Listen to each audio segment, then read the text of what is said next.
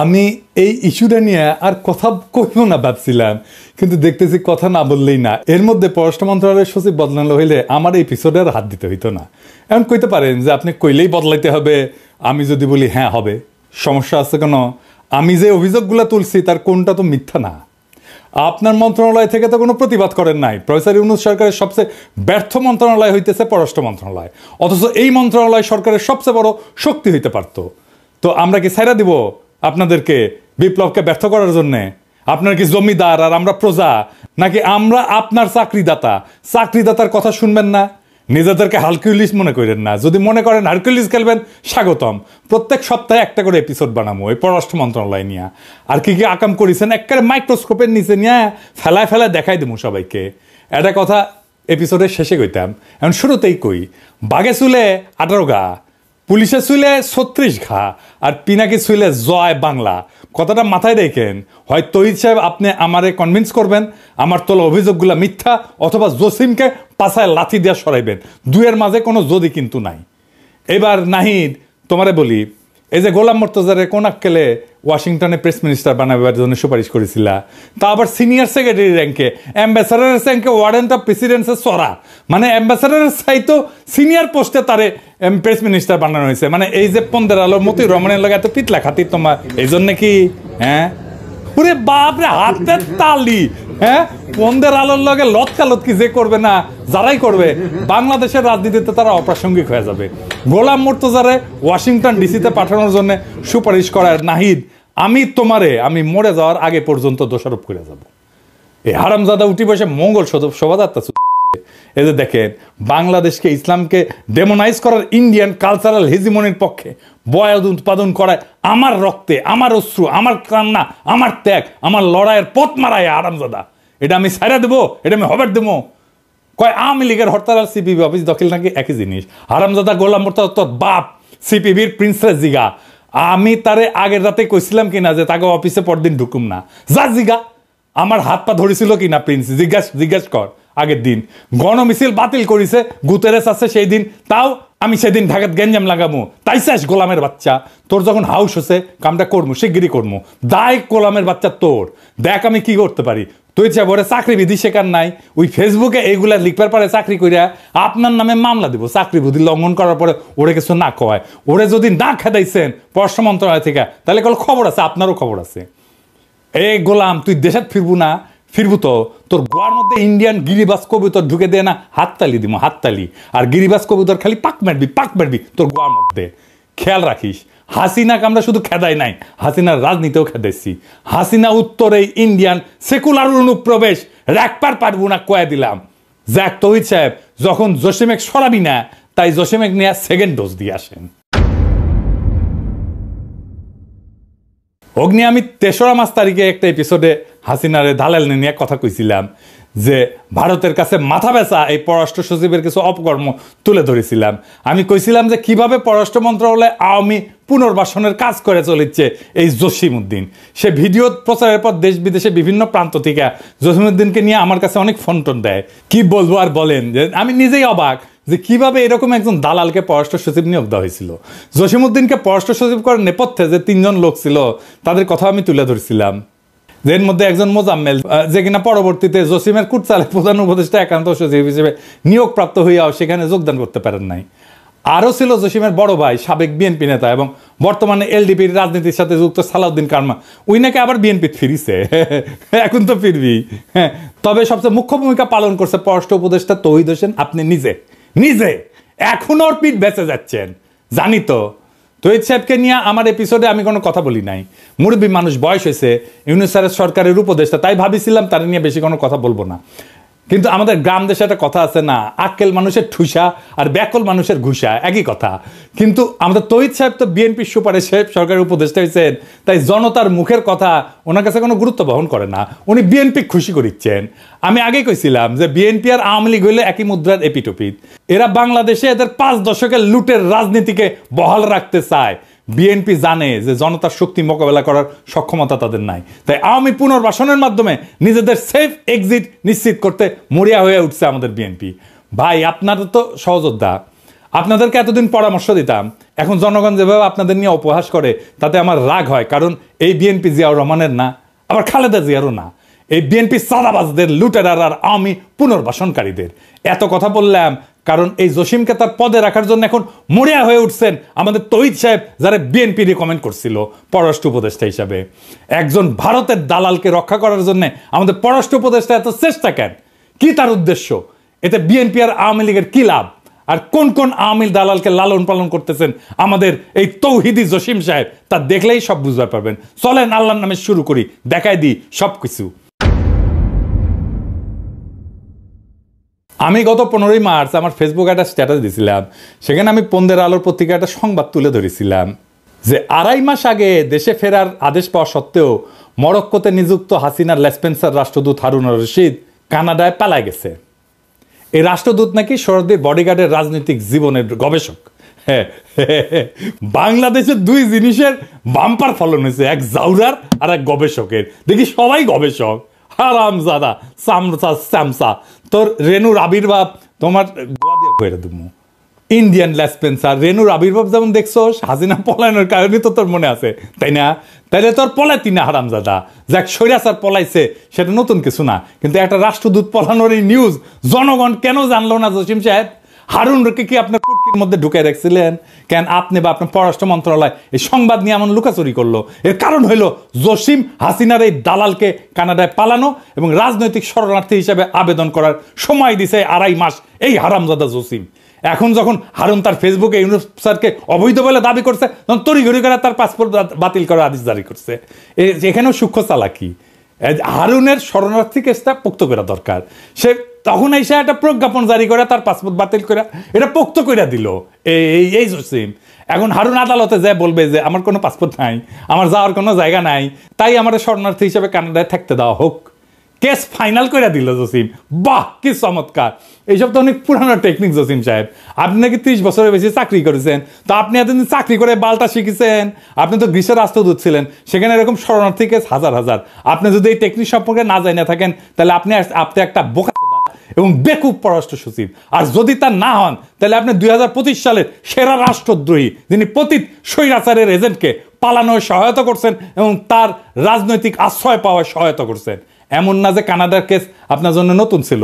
আপনার আগের পররাষ্ট্র সচিব মাসুদ বিন মোমেন, ওই যে মিথিলা ফারজানা আছে না, আর অপর্ণা রানী পালকে কূটনৈতিক পাসপোর্ট বদলায় কানাডায় পালানোর সুযোগ করে দিছিল না? এটা দেখে কি আপনি কিছু শিখতে পারেন নাই, নাকি আপনি ওইটা দেখে শিখেছেন? হ্যাঁ, আপনার মাথায় নতুন বুদ্ধি আসিছে যে হাসিনার দালালদের পালানোর সুযোগ করে দেওয়ার। আপনার যে জাউরা কইছিলাম না, কম কইছিলাম। আপনি আসলে একটা বিশ্ব জাউরা। জাউরামিতে আপনি বিশ্ব তালিকায় স্থান পাবেন। আলহামদুলিল্লাহ, বাংলাদেশের একজন জাউরা অ্যাটলিস্ট পৃথিবীর সেরা হয়েছে। কিন্তু সমস্যা হলো আপনি জাউরা, কিন্তু মাথায় কোনো বুদ্ধি নাই। আপনি যখন এই কাজের কাজ করেন তখন আপনার প্রধান সহযোগী নাজমুল হক ছিল মহাপরিচালক প্রশাসন। নাজমুল নিয়ে গত পর্বে অনেক করছি। পাক্কা আওয়ামী পরিবার থেকে উঠে আসা কর্মকর্তা নাজমুল, যাকে মাসুদ বিন মোমেন গোপনে মহাপরিচালক প্রশাসন বানায় যায় আওয়ামী লীগপন্থী অফিসারদের সেফ প্যাসেজ দিতে। জসিম নাজমুল সিন্ডিকেট তাদের 5 মাস সময় হারুনের মতো আর কি অপকর্ম করেছে তা আস্তে আস্তে প্রকাশিত হবে। আমার কাছে খবর আসিচ্ছে। যাই হোক, এটা পরে আসিচ্ছি। পররাষ্ট্র মন্ত্রণালয়ের মেরুদণ্ড আর কর্মকর্তাদের মনোবল ভেঙে দিয়া ভারতের বিপক্ষে একটা দুর্বল কূটনীতি গড়ে তোলায় এই আপনাদের মিশন, তাতে কোনো সন্দেহ নাই। তৌহিদ জসিমের মিশন এইটা। কেমন পররাষ্ট্র সচিব সুপারিশ করলেন আপনি তৌহিদ সাহেব? মানুষ চিনতে না পারেন, কিন্তু দালাল চিনতে না পারলে তো এই সরকারে আপনার জায়গা থাকা উচিত না। দালাল চিনতে না পারলে আপনি নতুন বাংলাদেশের জন্য কি অবদান রাখবেন? জসিম সাহেব, আপনি কেমনে জানলেন যে আমি পিনাকি আপনার এই চালাকি ধরবে পারবো না? আমি তো হাসিনার নির্যাতনে ফ্রান্সের শরণার্থীর আবেদন করেছিলাম। আপনার তো জানা দরকার ছিল, যার কেউ বুঝুক না বুঝুক, আমি অন্তত আপনার এই ধান্দাবাজি ধরবে পাবো। হারুনের পালানো আপনার অগোচরে হয় নাই জসিম সাহেব। এই গল্প অন্যদের শুনায়েন, আমারে না। আমরা আপনার গল্প বুঝবার পারিছি। গোয়েন্দা সংস্থা দিয়া আপনার বা আপনার সহযোগীদের মোবাইল ফরেন্সিক করলে হারুনের সাথে আপনার যোগাযোগের স্পষ্ট প্রমাণ পাওয়া যাবে, আমি নিশ্চিত করে কইবার পারি। তৈরি সাহেব, বিয়া কইরাও থুক্কু দেওয়া যায়, তালাক দেওয়া যায়, কিন্তু আপনি জসিমের মতো এরকম দেশ বেচা বাটপার পররাষ্ট্র সচিব সুপারিশ করে যদি থুক্কু দিতে না পারেন, তালাক দিতে না পারেন, তাহলে আপনাকে নিয়ে আমাদের বিশেষ অনুসন্ধান চালানো প্রয়োজন হবে। অবশ্য মানব জমিন পত্রিকা আপনার নিয়ে ভালোই অনুসন্ধান চালাইতেছে। দেখেন, আপনি কয়দিন আগে নিজেই কি বলেছেন যে আপনি ব্যর্থ। তো ব্যর্থতার দায় স্বীকার করে চলে যান। আছেন কেন এই পদে এখনো? খুব মজা না ক্ষমতা মাখনে খাইতে? খুব মজা না? নরম না? হ্যাঁ, ব্যর্থ হইয়া জনগণের টাকা বেতন নিতে লজ্জা লাগে না তহিদ সাহেব আপনার? জসিমের মতো একটা হাসিনার দালালকে কেন আপনি সুপারিশ করেছেন? কেন তার সব অপকর্ম ঢাকার জন্য আপনি এত মরিয়া? কি উদ্দেশ্য আপনাদের? আসেন সেটা একটু দেখি। জসিমের মূল উদ্দেশ্য বোঝার জন্য বেশি দূর যাওয়া লাগবে না। গত 18 অক্টোবর 2024 সালে বাংলা ট্রিবিউনে একটা সাক্ষাৎকার ছাপা হয়। সেটি উনি কি কইছেন সেটা না দেখি। উনি কইছেন, অন্তর্বর্তী সরকারের সফলতার উপর বাংলাদেশের ভবিষ্যৎ পররাষ্ট্রনীতি কতটুকু শক্তিশালী হবে সেটি নির্ভর করছে। অন্তর্বর্তী সরকারকে বিদেশিরা গভীর আগ্রহ নিয়ে পর্যবেক্ষণ করছে এবং একই সঙ্গে এই কাজে আন্তরিকভাবে সহায়তা করতে চাইছে। এর অভিষ্ট ফলাফল হচ্ছে নির্বাচনের মধ্য দিয়ে পরবর্তী যে সরকার আসবে তাদের সঙ্গে বিদেশিদের সম্পর্কের অন্যতম নির্ধারক হবে দেশীয় সংস্কারের সাফল্য। হারামজাদা বিশ্বজাউরা, নির্বাচনের জন্য একেবারে পাগল হয়ে গেছো। হ্যাঁ, একেবারে বিএনপির কেস ফলো করিচ্ছ না? বিএনপির লিখে দেওয়া টেক্সট না? নির্বাচনের পরে সরকার কি করবে এটা ভাবার তোর কাজ। জসিমকে নিয়ে করা আগের পর্বে আমি বলছিলাম যে বাটপার এখন বিএনপিকে ক্ষমতা আনার জন্য পাগল হয়ে গেছে, আর সেই সাথে বাস্তবায়ন করতেছে ইন্ডিয়ান প্রেসক্রিপশন, যেটা হলো ইউনূস সরকারের দ্রুত বিদায় আর আওয়ামী লীগের পুনর্বাসন করা। আগের পর্বে আমি বলেছিলাম না যে জসিম এই সরকারের লেজিটিমেসি আর বিপ্লবের ন্যারেটিভ নিয়ে কোনো কাজ করে নাই? কেন করে নাই তা এখন পরিষ্কার। তো এই কাজ যে করা লাগবে এমন কথা যে জসিম জানতো না তা কিন্তু না। এই সাক্ষাৎকারে দেখেন এই হারামজাদা কি বলিছে। অন্তর্বর্তী সরকার দায়িত্ব নেওয়ার প্রথম দিকের একটা চ্যালেঞ্জ ছিল জুলাই আগস্ট বিপ্লবের সঠিক ন্যারেটিভ তুলে ধরা। একথা সবাই জানেন যে বিপ্লব নিয়ে একটা অপপ্রচার ছিল, আমাদের কাজ ছিল সেই অপপ্রচারের বিপরীতে বিপ্লবের সঠিক চিত্র তুলে ধরা। এই কাজে আমরা সফল হয়েছি। দ্বিতীয় বিষয় ছিল সরকারের সংস্কার চিন্তাভাবনা ও সংস্কার কার্যক্রম তুলে ধরা। এটি এখন চলমান এবং আমাদের জন্য নতুন বিষয়। কাজে এই বিষয়টি তুলে ধরে বিভিন্ন দেশের সঙ্গে একযোগে কাজ করার প্রতিশ্রুতি আদায় করা খুব কঠিন না হইলেও এটা চ্যালেঞ্জ ছিল। তো জুলাই বিপ্লবের কোন ন্যারেটিভটা আপনি করেছেন জসিম সাহেব একটু জানাবেন? কোন করেছেন? হ্যাঁ, কইলেই হইলো ন্যারেটিভ তৈরি করেছেন, কি বালটা করেছেন এটা জানি না আমরা। হ্যাঁ, বিভিন্ন দেশের সাথে একযোগে কাজ করার যে সম্মতি আদায়ের জন্য আপনি গেছেন সার্বিয়া, আলজেরিয়া, মিশর, এটাই না এই ভূগোল বুঝাইতেছেন। এইসব গল্প ইন্ডিয়ায় যাইয়া আপনার পলাতক ঠাকুরমা হাসিনা শুনেন। আসলে আপনি যখন এই সাক্ষাৎকার দেন তখন পররাষ্ট্র সচিব হিসেবে আপনার বয়স মাত্র 40 দিন। তখন থেকে আপনার এজেন্ডা পরিষ্কার ছিল, কিন্তু মানুষ আপনার চালাকি ধরতে পারে নাই। কারণ আপনি তখন জুলাই ন্যারেটিভ, আহতদের চিকিৎসা, এই সমস্ত বড় বড় কথা বলে সবার মনে আশা সঞ্চার করার চেষ্টা করেছেন। কিন্তু বাস্তবে ভারত এবং বিএনপির প্রেসক্রিপশন মোতাবেক আপনি অত্যন্ত সুকৌশলে কাজ করে গেছেন এবং যাচ্ছেন। আপনার মিশন হইল হাসিনার দালালদের পুনর্বাসন এবং বিএনপির ক্ষমতায় আসার পথ সুগম করা। এই মিশনে আপনার পাহারাদার হইল পররাষ্ট্র উপদেষ্টা মিস্টার তৌহিদ হোসেন। আপনারা মিলা স্বৈরাচারের যে সমস্ত দালাল পাল্টেছেন তার কিছু আগের পর্বে দেখাইছি। সব ইচ্ছা করে একেবারে দেখাই নাই, কারণ সব দেখাইলে নিতে পারতেন না। চলেন আপনার কিছু সহল স্পেন্সারদের সাথে আপনার একটু পরিচয় করাই দিই।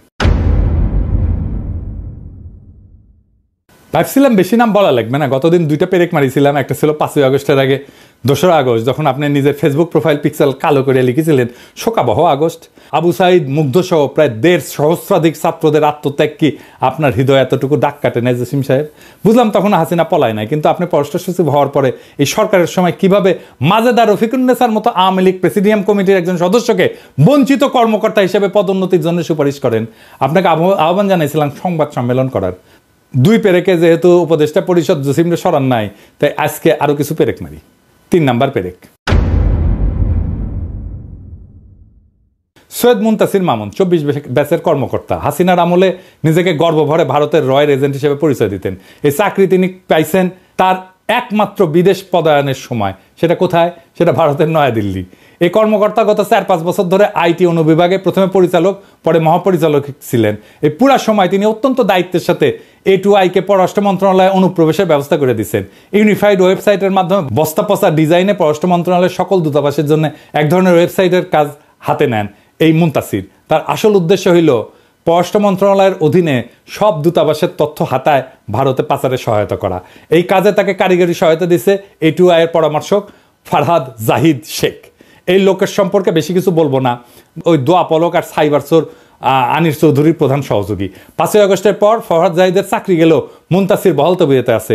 এই মুনতাসির পররাষ্ট্র মন্ত্রণালয়ে তার সেরা ইনোভেশন করছে, তা হইল শেখ হাসিনা নিউরাল নেটওয়ার্ক নামে একটা আইটি ব্যবস্থা। বুঝিছাও? হ্যাঁ, ভালো তো, ভালো না?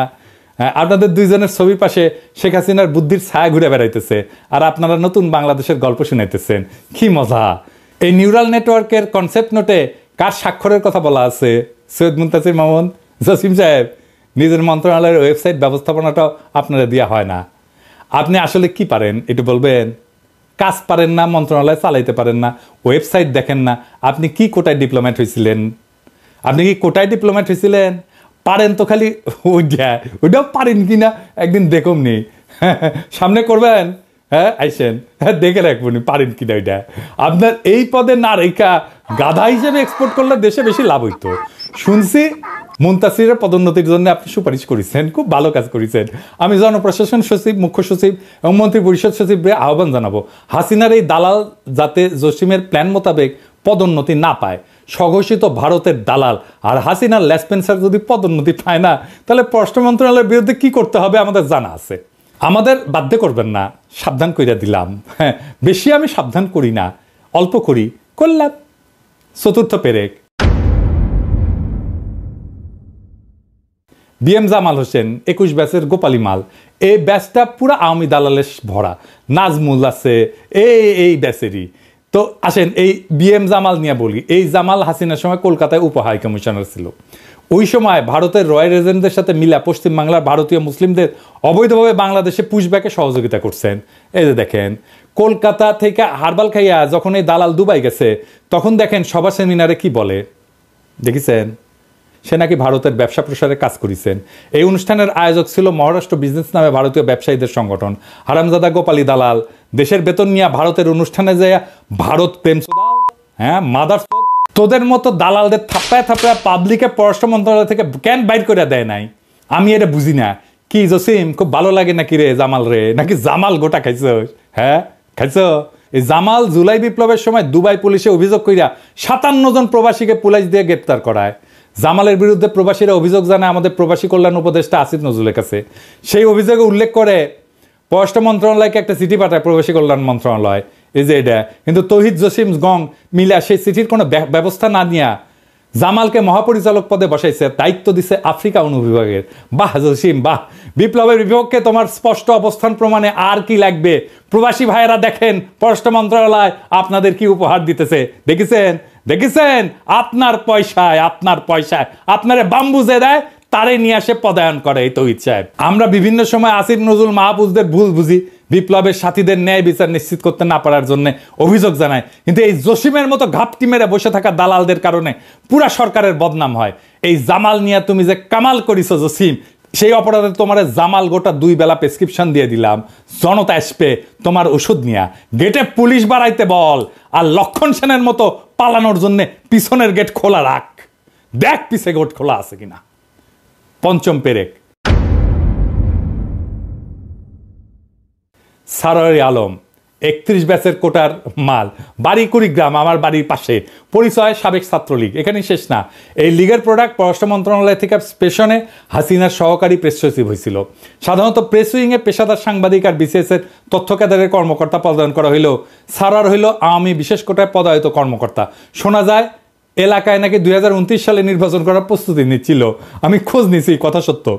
কিন্তু হাসিনা যখন পলাইছে তখন তো সরার পলাইতে পারে নাই। সে পররাষ্ট্র মন্ত্রণালয়ে যোগদান করতে আসলে তাকে তো বরখাস্ত করে পুলিশে দেওয়ার কথা ছিল। কিন্তু আমাদের হারকিউলিস জসিম সাহেব এই সারোয়ারকে পরিচালক পদে পদোন্নতি দিয়া পররাষ্ট্র মন্ত্রণালয়ে সসম্মানে যোগদান করায়। কি আর বলবো, এভাবেই চলিতেছে আমাদের পররাষ্ট্র মন্ত্রণালয়। শেষ কথা গত পর্বেই কইছি, জসিমকে জয় বাংলা করতে হবে, এর কোনো বিকল্প নাই। আমি ইউনুস স্যার আর পুরো উপদেষ্টা পরিষদকে আহ্বান জানাইতেছি, জসিমকে পররাষ্ট্র সচিব পদ থেকে অপসারণ করে ডিবি অথবা ডিজিএফআই হস্তান্তর করেন, ওর মোটিভ অনুসন্ধান করেন, ওর মোবাইল ফরেন্সিক করেন, ব্যাংক হিসাব নেন, পুরা পরিবারের দুদককে বলেন সবকিছু দেখতে, আওয়ামী লীগের দালালদের পুনর্বাসন কইরা আর হাসিনার লেসপেন্সারদের বিদেশে পলায়ন পদোন্নতি থেকে শুরু কইরা যেসব কাজ এই জসিম করিছে, তাতে এই জনগণের ট্যাক্সের টাকায় ভাত খাওয়ার আর কোন সুযোগ তার জন্য নাই। এই ভারতের দালাল এই ভারতের প্রেসক্রিপশনে চলে, প্রত্যেক দিন সে ইন্ডিয়ার সাথে কথা বলে। আপনি খোঁজ নিয়ে দেখেন। ইউনুস স্যার, জসিম যেন আপনার সাথে চীন সফরে না যায়। চীন সফরে পররাষ্ট্র মন্ত্রণালয়ে যত কর্মকর্তা যাবে প্রত্যেকের বিষয়ে অনুসন্ধান চালাবেন। জসিমের কোনো বিশ্বাস নাই, সে হাসিনার চীন সফরের কথা জানে, সব কথা জানে। চীন সফর থেকে ফিরে আসা এই কথা যে ভারতের কাছে পাচার হবে তার কর্মকাণ্ড থেকে নিশ্চিত হওয়া যায়, ওই সব কিছু কয়ে দিবে যে কি কি করেছেন আপনি। আর এত কিছুর পরে যদি আপনারা জসিমকে সরাইতে না পারেন, তাহলে আমার অনুরোধ, যে সমস্ত আওয়ামী লীগের কর্মকর্তাদের আপনারা চাকরি থেকে বরখাস্ত করেছেন, বাধ্যতামূলক অবসর দিচ্ছেন, তাদের চাকরি ফিরিয়ে দেন। জসিম নাজমুল গঙের মতো আওয়ামী দালালদের শপথে রেখা অন্য ক্যাডারের আওয়ামী দালালদের চাকরি থেকে অপারেশন করলে তাদের প্রতি বৈষম্য করা হবে। তা আমরা তো এত বৈষম্যের বিরুদ্ধে এত রক্ত দিলাম, এত প্রাণ দিলাম। যদি জসিম বাংলাদেশে পররাষ্ট্র সচিব থাকে, তাহলে সব আওয়ামী লেসপেন্সারদের দেশে নিয়ে আসেন, জনতা তখন তার বকে আদায় করে নেবে। জসিমের মতো ভারত, হাসিনা, শেখ পরিবার আর আওয়ামী লীগের কোনো দালাল যদি তার দালালি চালায় যায়, তাহলে এই নতুন বাংলাদেশে তার আর কোনো জায়গা নাই। পররাষ্ট্র সচিব যদি জসিম থাকে, তাহলে এর থেকে এই সরকারের আর লজ্জার কিছু থাকতে পারে না। জনতার টাকায় জসিমের আর বেতন হবে না, জনতার সাথে আর কোনো প্রতারণা না। আর ছাত্র জনতার সাথে প্রতারণা করে জসিম যদি পররাষ্ট্র সচিব থাকে, তাহলে বিপ্লবের পক্ষে পররাষ্ট্র উপদেষ্টার কি অবস্থান তা জনগণ বুঝে নেবে। আমার চাওয়া সামান্য, জসিম রে খেদাইবেন তৌহিদ সাহেব। এই ডোজে যদি কাম না হয়, পররাষ্ট্র মন্ত্রণালয় আমি ঘেরাও করাবো, একজন একজন করে ধইরা এইভাবে জয় বাংলা করতে থাকবো। পররাষ্ট্র মন্ত্রণালয়ে বাংলাদেশে ভিলেন বানায় দেবো। প্রেস সচিব শফিক, ওরে দেখে শেখেন। গ্রামে গিয়েছিলাম, আমাকে একজন, ভাই আপনাকে কিন্তু এই গণশত্রু বলেছেন। গ্রামের একটা লোক, ফার্মার, খুব শিক্ষিত না, উনি জেনে গেছেন যে আমি একজন গণশত্রু। ওরে কি করেছিলাম, মাটি ধুতে দিছিলাম একেবারে, ওরে মাপ করেছি, ওরে কোনটি টেনে নামাইছিলাম দেখেছিলেন তো, ওরে মাপ দিছি তৌহিদ সাহেব, আপনি মাপ পাবেন না। আসেন, খেলা হবে জনগণ বনাম কায়েমি আমলা ভারতের দালালেরা, দেখে কার দম বেশি। ইনকিলাব জিন্দাবাদ।